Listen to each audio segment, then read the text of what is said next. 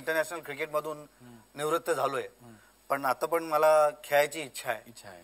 मला IPL खेळायची इच्छा आहे. क्या बात आहे. तर त्यासाठी मी खूप मेहनत घेतोय. प्रॅक्टिस चालू आहे माझी. लोकांचा आशीर्वाद तर दरवेळी मला माझ्याबरोबर असतो. विनोद, तू खेळ, कारण का मला बघायचंय तुला. बिकॉज तू जेव्हा मारतोस ना, तू जेव्हा बॉलरना चोपतोस ना, तू जे वॉनला मारलं होतस ना, शेन वॉनला मारणारा तू आहेस रे.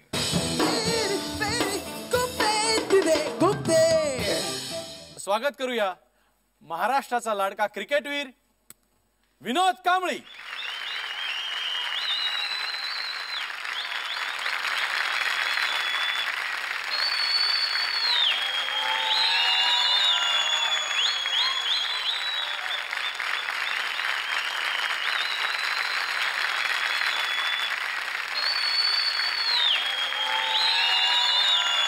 वेलकम. अँड त्याचबरोबर परत स्वागत करूया महाराष्ट्राची पताका चित्रपट सृष्टीमध्ये गाजवणाऱ्या एका क्रिकेट शौकीनाचं मकरंद देशपांडे.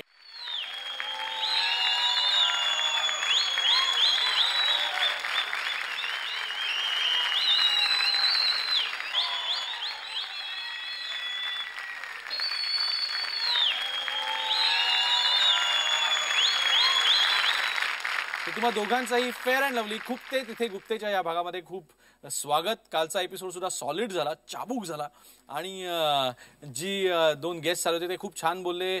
ऑडियन्सने खूप छान रिॲक्शन्स दिल्या, बँडनी खूप छान वाजवलं. अँकरचा थोडासा प्रॉब्लेम आहे, पण त्याच्याबद्दल काही टेन्शन घ्यायची गरज नाही, कारण कार्यक्रमाचं नावच खुपते तिथे गुप्ते, त्यामुळे इतक्यात तरी अँकर बदलण्याची शक्यता नाही. एनिवे, कमिंग टू मकरंद, सगळ्यात पहिल्यांदा खूप खूप शुभेच्छा की नुकताच चित्रपट रिलीज होतोय. कसं वाटतंय? चित्रपट रिलीज होतोय म्हणजेच त्याच्यात सगळं आलं. आणि शाहरुख बोला खूपसूरत आहे तू, तर मला असं वाटतं की विनोद का हसला असतो. टॉपिक चांगलं आहे. मला वाटलं की शाहरुख मला म्हणाला का. ही जी फिल्म आहे शाहरुख, तर याच्यामध्ये खरोखर शाहरुख खान आहे का? फिल्मचं नाव आहे शाहरुख बोला खूबसूरत आहे तू. तर प्रोड्युसरने ऐकलं आणि मला त्यांनी हाच प्रश्न विचारला होता, सर जी ये शाहरुख फिल्म में है या सिर्फ टाइटल में? तर मी म्हटलं नाही है, वो फिल्म में है. आणि खरं तर बऱ्याचशा मंडळींनी मला हा प्रश्न विचारला होता, खरंच तो येणार आहे का? कारण का आम्ही बरेच असं वाचतोय पेपरमध्ये, तो मित्रांसाठी आता करणं बस केलं, त्यांनी बंद केलं, त्याला फार वाईट एक्सपिरियन्सेस आले. आणि माझ्याकडे त्याचा SMS आला होता की मी करणार आहे. पण ज्या दिवशी त्याचा फोनच आला की बाबा तुला कधी शूट करायचं आहे, क्या बात आहे, आणि कॅमेरा मी आणतो, गाडी माझी, मला माहिती तू कुठनं पैसे आणतोस आणि कशी फिल्म बनवतोस, तुझं काही गणित नाही, मला हा खर्च तरी तुझ्यावर टाकायचा नाही. Wow. And that's what sometimes आपण म्हणतो ना, पीपल सरप्राईज यू. मला असं वाटतं की आपण कोणाबद्दल एखादी गोष्ट विचार करतो की माझ्यासाठी हा असा आहे, तो त्याच्या पलीकडचे असतो.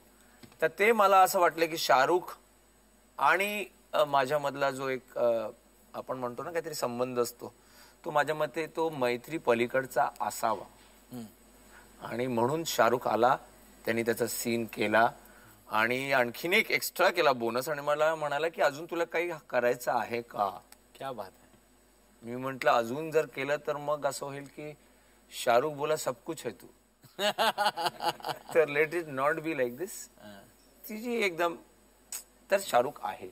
तर प्लीज जो दर्शक वर्ग आहे ज्यांनी बघितला नाहीये पिक्चर त्यांनी पाहावा. शाहरुख बोला है तो वो बोलेगा. विनोद, नाव कमिंग टू यू. सगळ्यात पहिल्यांदा मला एक प्रश्न विचारायचा आहे, जो आपण अगदी मी हळू आवाजात विचारणार आहे, पण नाही नाही नाही ओके, तोही सचिनच्या आवाजात विचारशील. नाही नाही, वीणा मलिकशी तुझी ओळख आहे का?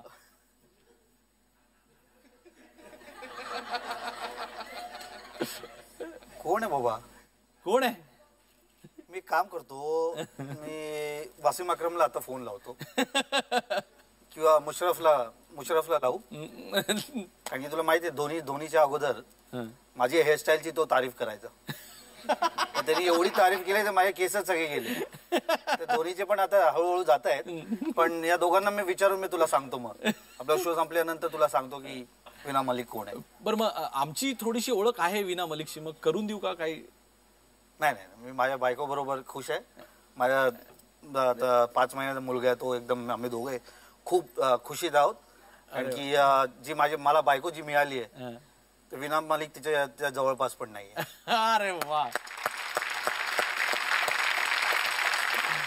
नाही खूप खूप शुभेच्छा. म्हणजे वैवाहिक आयुष्याला आणि नवीन झालेलं बच्चूला सुद्धा खूप खूप नाव ठेवलं का? त्याचं नाव आहे जीसस क्रिस्टियानो विनोद कांबळे.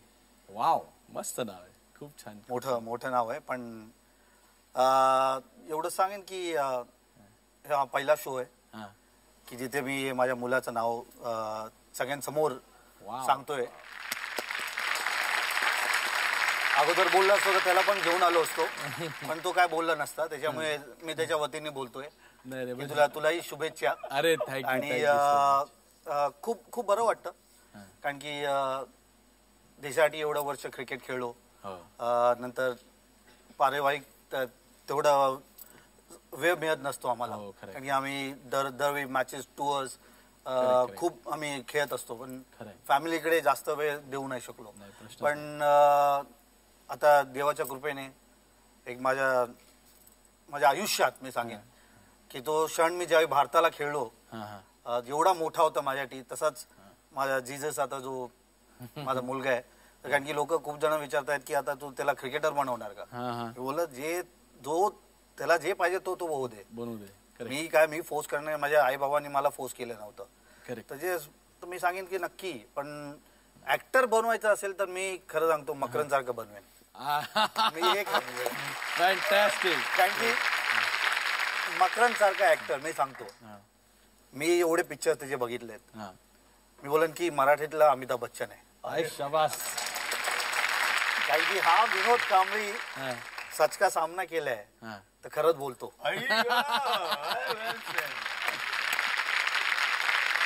सच का सामना किया हुआ वो मर्द गडी हूं मैं मराठी. तर पण त्यानंतर तुम्हाला खूप प्रॉब्लेम्स फेस करावं लागले, काही गमावं लागलं आयुष्यामध्ये? गमावलं तर काही नाही. मी सांगेन की मी विनोद कांबळी, कारण की मी जे काय बोलतो ते खरं बोलतो. गट्स लागतात त्या प्रोग्राम मध्ये जायला आणि सत्य बोलायला आणि सत्य फेस करायला. हे सत्य बोलण्याची शिक्षा मिळाली का काही? शिक्षा काही नाही मिळाली. आज आपल्या खुपते काही खुपलं का त्याच्यामध्ये? काही खुपण्यासारखं नाही. ते जे प्रश्न होते ते मी ऑलरेडी माझ्या बायकोला सांगितलं होतं. जे काय घडलेलं अगोदर ते सगळं सांगितलं होतं. पण जे मनाला लागलं, मी सांगितलं की मी काही एवढं काय उठसूट काय बोललो नाही त्याच्यात. ठीक आहे, पण त्याच्यामुळे खूप ते उचललं गेलं. आणि की तू सचिन बद्दल असा बोललास, सचिन नंतर त्याच्यानंतर मग असं दाखवलं गेलं की सचिन आणि आमची मैत्री तुटली आहे. मी बोललो सचिनला बाबा मी 27 वर्षापासून ओळखतोय. मीडियाने खूप बवाल केला त्याचा, खूप मोठा केला. आणि मी काही त्याच्यात काही चुकीचं बोललो नाही. आणि लोकांनाही माहिती आहे एक्झॅक्टली, कारण की आम्हाला आमची मैत्री, कारण की नेक्स्ट डे आम्ही नागपूरला एकत्र गेलो तर तिकडे दाखवलं. ते आजकाल दाखवतात ना की मध्ये कांबळीचा फोटो एका बाजूला, सचिन तेंडुलकरच्या एका बाजूला, आणि मध्ये कापलेला असतो, ये दोस्ती हम नहीं तोडेंगे. तोडणारे कोण होतं तुम्ही? बोलो 27 वर्ष मी त्याला, कारण की त्यांना कळलं नाही की सचिन आणि आम्ही दोघं एकत्र प्रवास केला, विमानात एकत्र बसलो, बाजूला बसलो, गप्पा मारत होतो. आता मला असं वाटलं की मीडियावाल्यांना पाहिजे होतं की मी त्याच्या मांडीवर बसू आणि माझा मित्र आहे बाबा, हा माझा मित्र आहे, हा माझा मित्र. नाही प्रश्न नाही. पण काय आहे की प्रत्येक ठिकाणी गॉसिपिंग करायला मीडियाला फार आवडतं. काय काय वेळेला फटका फार मोठा बसतो. त्यातलं मला असं उदाहरण वाटतं. पण तुमची मैत्री जी काय ती तशीच अबाधित राहो अशी आमच्या सर्वांकडनं तुम्हाला सदिच्छा. 50 वर्ष करणार. कमिंग बॅक टू मकरंद खुपते, काही आयुष्यामधल्या अशा गोष्टी ज्या आजपर्यंत भूतकाळामधल्या स्वतःबद्दलच्या आणि वर्तमान काळामधल्या आजूबाजूच्या लोकांबद्दलच्या खुपणाऱ्या गोष्टी काय? I love surprises. मला रोज सकाळी उठून मला येणारा फोन किंवा न्यूजपेपर किंवा रेडिओ किंवा तुझा आता नवीन शो सुरू झाला तर नवीन शोची मला मजा येते. मला ते खूपच नाही. खुपणारी गोष्ट अशी सांगायची झाली तर मी कधीच काही मला स्वप्न नव्हतं की मी क्रिकेटर होणार आहे, मी ऍक्टर होणार आहे, मी रायटर होणार आहे, डिरेक्टर होणार आहे. त्यामुळे काय झालं, मी जेव्हा ते बनलो, जेव्हा मी क्रिकेटर झालो, क्रिकेट मी खेळत असताना एक तुला गंमत सांगतो. मॅच चालू होती, मी विकेट किपर बॅट्समॅन. तर नरसिंहजी कॉलेजसाठी काय one of the top cricketing playing colleges. तर आमची मॅच चालू होती, एकसारखे बॉल मागणं येत होते आणि मी अंपायरला सांगितलं ती मॅच चालू आहे लहान मुलांची, त्यांना जरा सांगा काहीतरी की तर म्हणे मॅच चालू you can do anything about it. I said या युअर राईट. म्हटलं आमच्या ब्रेकमध्ये मी बघायला गेलो तिकडे की कोण खेळतंय ही मुलं. तर ती मुलं होती विनोद आणि सचिन, आणि हे दोघं इतके मारत होते. तर त्याच्यानंतर आमची मॅच सुरू होती. मी म्हटलं मी नाही जात बाबा, let me watch these young kids who are playing यार. आणि खरंच the way they were basting, that was my first introduction to you and Sachin. त्याच्यानंतर मी यांचा जो प्रवास बघितला तेव्हा मला असं वाटलं हिला काय प्लेयर्स होते यार, मी सोडलं नसतं क्रिकेट तर यांच्याबरोबर खेळायला मिळालं असतं यार. तर ते कुठेतरी माझ्या मनात राहून गेलं की हे लोक जेव्हा असे येतात तेव्हा मी ऑलरेडी क्रिकेट सोडून बसलो होतो. तर मला ते कुठेतरी खूपच राहिलं कदाचित की maybe I should have decided की मी क्रिकेट थोडे अजून एक 5-6 वर्ष खेळायला पाहिजे होतं. म्हणजे तो एक म्हणजे भाग राहिला माझा असं मला वाटतंय. नाही, जरूर जरूर. मला अजून एक लक्षात आलेली गोष्ट आहे की सर सर सरला किंवा गृहलक्ष्मी किंवा मिस ब्युटिफुल, म्हणजे तू खूप नाटकं केलीस आणि सगळीच छान छान, त्याच्याबद्दल आम्ही फॅन्स आहोत तुझे. पण जास्त नाटकं मुलींची संदर्भात किंवा अशी स्त्री प्रधान वगैरे तशी नावं असलेली वाटत नाहीत का? म्हणजे काय नक्की याच्या तुला काय वाटतं? बरोबर केलं की नाही मी? Vinod, excuse me, hello, I am here. No but Vinod will agree की शेवटी inspiration lies on the other side. अच्छा, शेवटी इन्स्पिरेशन ही स्त्रीमध्ये आहेच. एक आता इथे येऊन तू जर मुलगी आमच्या दोघांमध्ये बसवली असती तर आमची केमिस्ट्री बदलली असती त्याच्यामुळे. बरोबर, मारामारी केली असती कधी समोर बसून. आता असं विचारलं आपलं म्हणजे मी I would rather say we are players. यांनी डबल सेंचुरी मारली असती आणि I would have got her out.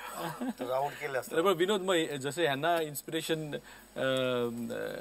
या इन्स्पिरेशन बद्दल तुझं काय म्हणजे मत, म्हणजे या प्रकारच्या सगळ्या क्रिकेटर्स म्हणजे मी सांगतो, कारण की पहिलं प्रेम होतं सगळ्यांना. आता समजत नाही या आजकालच्या जनरेशन मध्ये किती जण किती किती किती किती माहिती नाही ते लिस्ट मध्ये मला काय माहिती नाही. पण सगळ्या क्रिकेटर्स इन्स्पिरेशन असतात. माझं उदाहरण देतो माझ्या बायकोचं, कारण की चांगला टाइम होता त्यावेळी पण होती. पण ज्यावेळी खराब टाइम असतं त्यावेळी बायको माझ्यावर बरोबर असते. आणि खरं सांगतो मी हॅट्स ऑफ करतो स्त्रियांना, मी खरोखर हॅट्स ऑफ करतो. कारण की माझ्या बायकोला बघून मला इन्स्पिरेशन मिळतं. आता पण तर सगळ्यांना वाटलं असेल मी इंटरनॅशनल क्रिकेटमधून निवृत्त झालोय, पण आता पण मला खेळायची इच्छा आहे.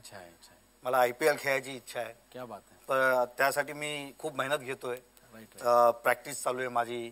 लोकांचा आशीर्वाद तर दरवेळी मला माझ्याबरोबर असतो. विनोद तू खेळ, कारण का मला बघायचंय तुला. बिकॉज तू जेव्हा मारतोस ना, तू जेव्हा बॉलरना चोपतोस ना, तू जे वॉनला मारलं होतंस ना, शेन वॉनला मारणारा तू आहेस रे. त्यामुळे तू परत यावंस आणि परत खूप खूप मारावंस सगळं. नाही, पण इतकं पोटतिडकी होत आहे. मगरन, डू यू रिमेंबर ज्यावेळेला आपण वर्ल्ड कप जिंकू शकलो नव्हतो त्यावेळेला मैदानावरती विनोद ढसाढसा रडला होता. हो, डू यू रिमेंबर दॅट? पण मला वाटतं तो जो पॅशनेट क्रिकेटर असतो ना, तो असा जो मारणारा, तो खरंच तेवढा त्याचा त्रासच होतो तो. म्हणजे असं दाखवणारा हा म्हणाला ना, मी विनोद कांबळी खरं बोलतो. मला असं वाटतं त्याच्यामुळे त्याच्या मनातली जी पोट तिडीक होती की आपण हरलो रे, तर ती त्याच्यातनं निघाली. तो थांबवू शकला नाही.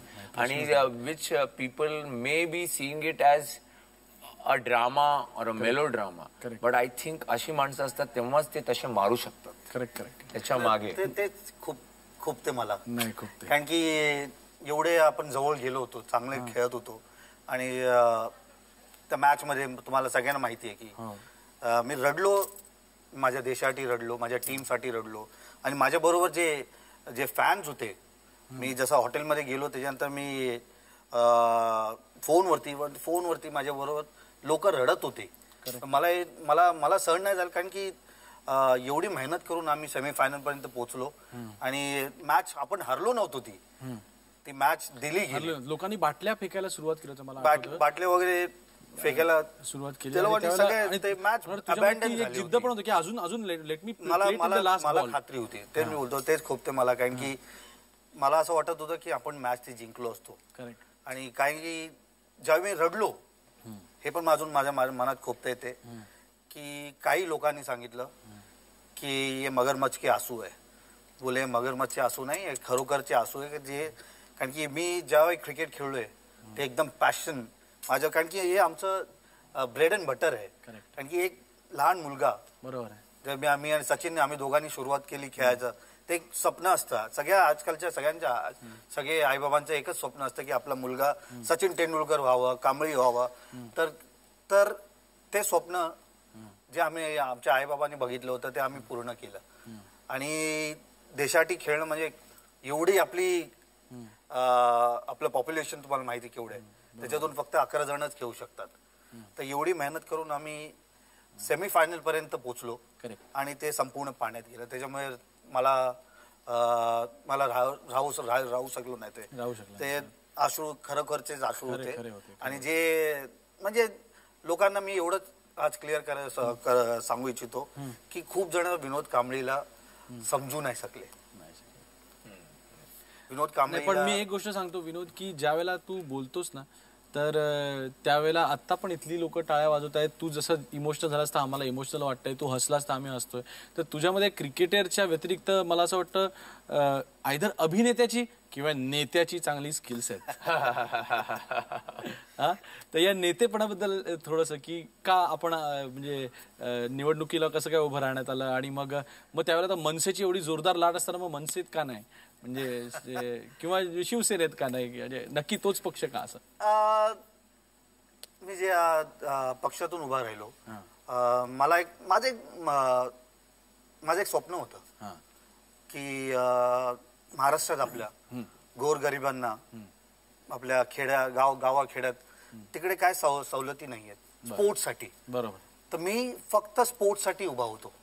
अच्छा. मी बोललो लढवेन, जिंकून आलो तर बहुतेक स्पोर्ट्स मिनिस्ट्री मला मी गव्हर्नमेंटकडून मागितलं की मला स्पोर्ट्स मिनिस्ट्री दे, कारण की आपल्या देशात एवढं टॅलेंट आहे ते शोधून काढणं आणि त्यांना सचिन तेंडुलकरांनी कांबळी बनवणं किंवा अभिनव बिंद्रा बनवणं, सायना नेहवाल बनवणं, हे माझं स्वप्न होतं. त्यासाठी मी उभा राहिलो होतो इलेक्शनसाठी. पण नशिबात नव्हतं की, पण जे चांगल्या कामासाठी मी उभा होतो, नाही काय घ्यायसाठी. त्यासाठी मी हरलो. पण एवढं सांगेन की मला चांगला एक्सपिरियन्स मिळाला. तर निवडून आलो असतं तर स्पोर्ट्स मिनिस्ट्री घेतली असती. तर ते हे झालं नेत्याचं. पण भविष्यात मी सांगेन की जर परत मला संधी मिळाली तर नक्कीच मी स्पोर्ट्स मिनिस्ट्री घेईन. आणि महाराष्ट्रातले जेवढे स्पोर्ट्समॅन आहेत त्यांच्यासाठी एक वेगळा आदर्श उभा करीन. स्पोर्ट्समन साठी सुद्धा आदर्श पाहिजे ना. आदर्श नको का खेळाडूंसाठी आदर्श? अरे नक्की. हे बघ, निदान माझं एवढंच म्हणणं आहे की निदान जे शहीद झालेत त्यांच्यासाठी तरी. मेरा रामलाल किधर गया? मेरा रामलाल किधर?